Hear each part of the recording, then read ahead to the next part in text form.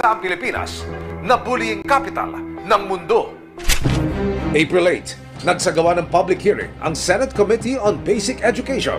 Ipinatawag ang mga opisyal ng Bagong Silangan High School at iba pang mga paaralan para bigyan sila ng pagkakataon na talakayin ang kanilang anti-bullying policy. 2018, top-notcher tayo sa bullying.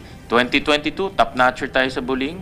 Seems to me that we're not doing enough, and I don't want this to happen again in the next PISA round, which is actually this year. Maya-maya pa, dumating na ang principal ng Bagong Silangan High School. Bakit sa Bagong Silangan, hindi pumupunta yung mga bata sa guidance designate? Alam po nila, sir. So alam po nila kung sino po yung masumusubaybay sa kanila. Pati po yung advisor nila. Tinanong ng Senado ang isa sa mga kamuni ng Philippine Guidance and Counseling Association kung ano ang nakikita nilang solusyon sa paglaganap ng bullying sa mga paaralan. Nagsisimula ang bullying in most of the evidence-based researches because of contempt. So, ibig sabihin ng contempt is a powerful feeling of dislike to a person. Marami pong character strengths program na pwede natin gamitin, no? Because the formation of values is not just from 0 to 12, but 12 to 18 is the formation of ethical value. Pero sa gitna ng mga rekomendasyon ng counseling at emotional assessment para sa mga mag-aaral, nagpaalala ang Senado tungkol sa pananagutan ng pamilya ng mga napatunayang nambuli sa kapwa mag-aaral. May civil liability, so they can pay for damages, they can pay for the medical expenses, lawyers, etc. Correct? So hindi absuelto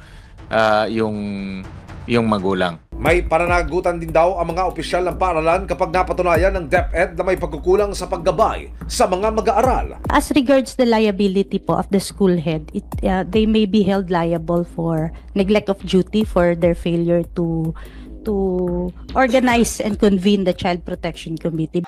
Pagkatapos ng pagdinig, sinubukan muli ng resibo na kunin ang pakayag ng principal ng paaralan.